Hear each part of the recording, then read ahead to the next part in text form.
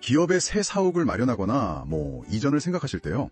정말 어떤 기준으로 판단하시나요? 많죠. 가격도 봐야 하고 역세권인지 브랜드는 어떤지. 네, 근데 이게 그냥 느낌이나 막연한 추천만으로는 좀 부족하잖아요. 그렇죠. 객관적인 데이터가 중요합니다. 그래서 오늘은 저희가 입수한 그 한국기업부동산연구소의 상세 분석 자료, 이걸 가지고 청라 SKV1 지식산업센터의 가치를 좀 제대로 파헤쳐 보려고 합니다. 네, 이 자료가 아주 흥미로운 점을 지적하는데요. 어떤 점이죠? 청라 SKV1이 가진 조건에 비해서 분양가가 좀 낮게 책정됐다는 거예요. 저평가되었다? 네, 바로 그겁니다. 왜 그런지, 실제 가치는 어떤지, 그리고 기업 입장에서는 뭘 고려해야 하는지 이런 걸 좀 집중적으로 보려고 합니다. 좋습니다. 사옥 마련이라는 게 정말 큰 결정이니까요. 유용한 정보가 되었으면 좋겠네요. 그럼 그 저평가 이유부터 좀 들어볼까요? 자료에서 가장 큰 이유로 뭘 꼽던가요? 네, 핵심은 역시 그 교통망 확충 시점이었습니다. 지하철이요? 맞습니다. 원래 2027년 개통 예정이었던 서울 7호선 청라 연장선 공사가 좀 지연됐었거든요. 아하. 그게 가장 큰 영향을 미쳤다고 분석해요. 근데 중요한 건 지금은 공사가 잘 진행되고 있다는 거고요. 그럼 입주하고 나서는 얼마나 걸리는 거죠? 2025년 중순에 입주니까 입주하고 나서 한 1년 반 정도, 그 정도 뒤면 지하철 이용이 가능해질 거라는 거죠. 그렇군요. 그 시간 차이가 현재 가치에 반영된 거다. 네, 그렇게 보고 있습니다. 근데 그때 2022년 분석 당시에는 시장 상황도 좀 안 좋았잖아요. 금리도 오르고 자재값도. 맞아요. 그런 변수들도 당연히 고려했죠. 세계 경제 둔화나 금리 인상 같은 거요. 네, 그럼에도 지식산업센터 시장은 좀 괜찮을 거라고 봤나요? 네, 비교적 안정적일 거라고 봤습니다. 특히 지식산업센터는 일반 오피스랑 비교했을 때 대출이 좀 더 용이하고요. 그렇죠. 관리비도 저렴하고 또 세금 혜택도 있잖아요. 그래서 입지만 괜찮으면 수요는 꾸준할 거다. 이렇게 예측했죠. 금리 문제는요? 2025년쯤 되면 금리가 좀 안정될 걸로 봤어요. 그래서 분양받고 잔금 치를 때 부담은 좀 줄어들 거다. 이렇게 전망했고요. 알겠습니다. 시점 문제랑 시장 상황은 알겠고, 그럼 이제 입지 자체를 좀 자세히 볼까요? 청라국제도시 안에서도 정확히 어디쯤인가요? 위치는 청라 IHP 첨단 산업단지 아닙니다. IHP요? 네, 근데 여기서 중요한 건 주변 환경인데요. 반경 한 2-3km 안에 가주아나 북한 같은 주요 산업단지가 5개나 있어요. 와, 가깝네요. 네, 기업들끼리 시너지 내기 좋은 환경이죠.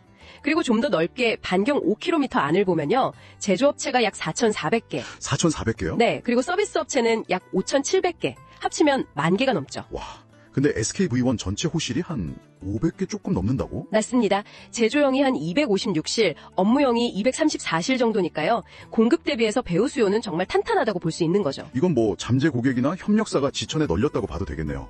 도로교통은 어떤가요? 물류 이동도 중요하니까요. 그 부분도 강점입니다. 경인고속도로나 공항고속도로, 제2외곽순환도로 IC까지 차로 한 10분? 그 정도면 다 갈 수 있고요. 접근성이 좋군요. 주변 도로들도 6차선에서 10차선까지 넓게 잘 되어 있습니다. 물류 이동에는 확실히 유리하죠. 그럼 약점은 역시 지금 당장 지하철이 먼 거랑? 네, 그렇죠.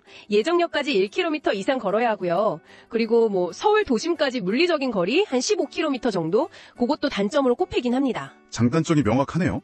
아까 땅값 얘기도 잠깐 나왔는데 그게 저평가 상태였다고요? 네, 2022년 분석 당시에요. 공시지가가 평당 654만 원이었는데 실거래가는 평당 364만 원 수준이었어요. 와, 차이가 꽤 크네요. 그렇죠. 그래서 앞으로 7호선 개통이나 주변 개발 호재들과 맞물리면 토지가치 상승 잠재력이 충분하다. 이렇게 분석했습니다. 입지는 알겠습니다. 그럼 이제 건물 자체로 넘어가 볼까요?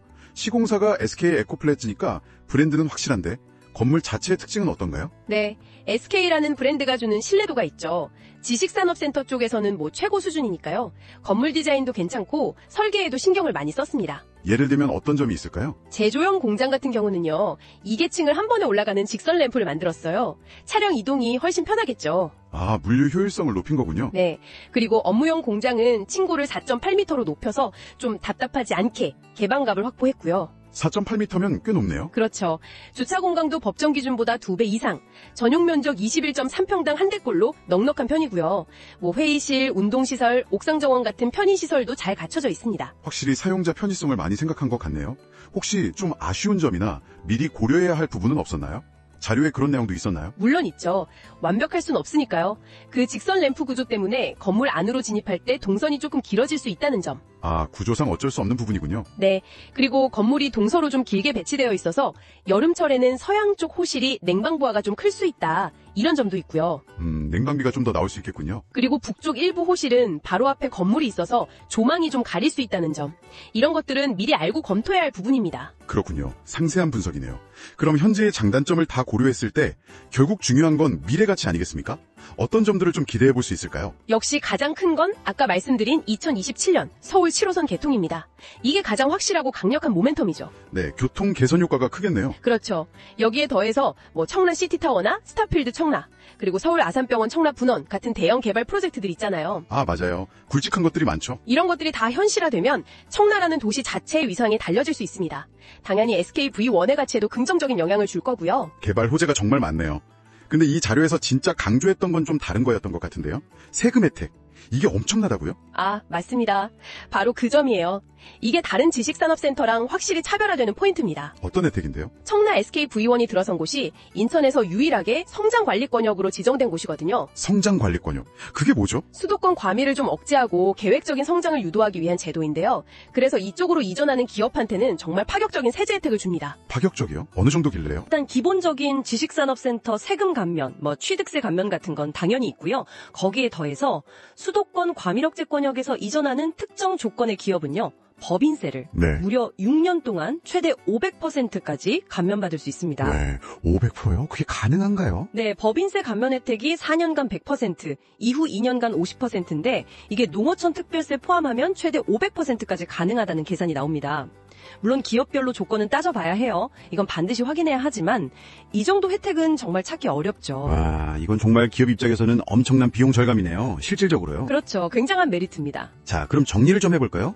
청라 SKV1은 현재 지하철 이용은 조금 기다려야 하지만 그 외에는 탄탄한 배후 수요, 편리한 도로망, SK라는 강력한 브랜드 파워, 그리고 경쟁력 있는 분양가. 네, 거기에 더해서 무엇보다도 이 파격적인 세금 혜택.